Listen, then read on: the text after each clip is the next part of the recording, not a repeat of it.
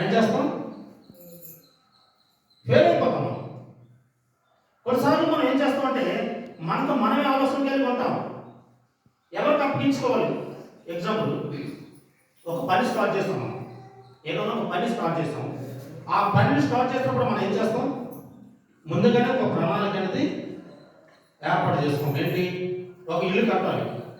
ఇల్లు కట్టాలన్నప్పుడు మొట్టమొదటిగా మనం మాట్లాడుకుంటాం, అసలు దీన్ని కట్టడానికి అసలు ఎంత అవుతుంది, ఎంత ప్లేస్లో మనం కట్టుకుంటే బాగుంటుంది, అసలు అంత కట్టుకోండి, అసలు ఎంత ఖర్చు అవుతుంది, మెటీరియల్ ఎంత అవుతుంది కదా. అప్పుడు లేబర్ పడుతున్నాను, మేస్త్రులు ఎంతమంది మనం పెట్టుకోవాలి.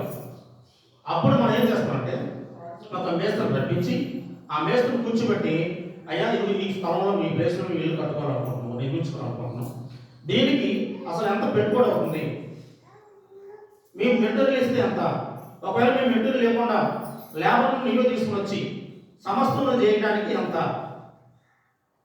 వాడు కానంతా చెప్తాడు. మనకు నచ్చిందో నచ్చకపోయినా ఏదో మనిషి ఇచ్చాడు, రేపు బేరాలు ఆడతాం. అయిన తర్వాత అప్పుడు ఏం చేస్తాం? లాస్ట్గా ఓకే ఇది మాకు నచ్చింది కనుక ఈ స్థలాన్ని ఇంటి కట్టడానికి నీకు ఏం చేస్తాం? అప్పగించుకుంటున్నాం.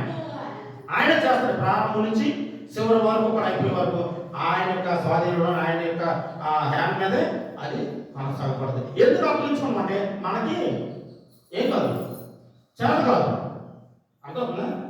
మనకి చేత కాదు కనుక మనం ఏం చేస్తామంటే ఇతరులకు మనం అంటే వేరే వ్యక్తికి మనం అప్పగించుకోవడం అంటే అదే. యేసుక్రీస్తు ప్రభు వారు ఈ భూమి మీద ఎన్నటువంటి అద్భుత కార్యాలు చేస్తున్నాడు, చనిపోయిన వారిని లేపాడు, దుష్టులను బాగు చేశాడు, మరి గుడ్డు వారికి చూపు కలిగి చేశాడు, దెయ్యములు పట్టినటువంటి వారిని ఆ దేవుని బారి నుండి ఆయన విడిపించాడు. 2000 దెయ్యాలు పట్టినటువంటి ఒక వ్యక్తిని ఆయన బాగు చేశాడు. ఈయన అద్భుతం కార్యాలు చేసినటువంటి దేవుడు ఆ కలువరి స్థితిలో తను అప్పగించుకోవడానికి కారణం ఏంటి? ఎందుకు అప్పగించుకోవాల్సి వచ్చింది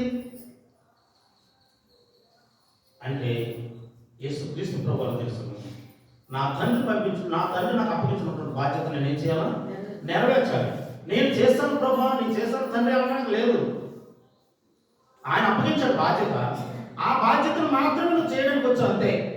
ఆయన ఒక పని అప్పగించాడు, ఆయన అప్పగించినటువంటి పనిని ఈ భూమి మీద ఆయన సంపూర్తి చేసినాడు. ఈయన ఆ కలువరి శిలువలో నీ కొరకే నా కొరకే మరణించినటువంటి ఆ యేసుక్రీస్తు ప్రభువు ఆ కలువరి శిలువలో తన చనిపోయే సమయమున తండ్రి నా ఆత్మను నీ చేతికి అప్పగించు. తగ్గింపు స్వభావం. అరే నేను ఇంత చేశాను కదా, కాలం ఎగరలేదు. నేనే గొప్పవాడిని, ఎంతమందిని నేను నీ వైపు నిన్ను తిప్పాను కదా,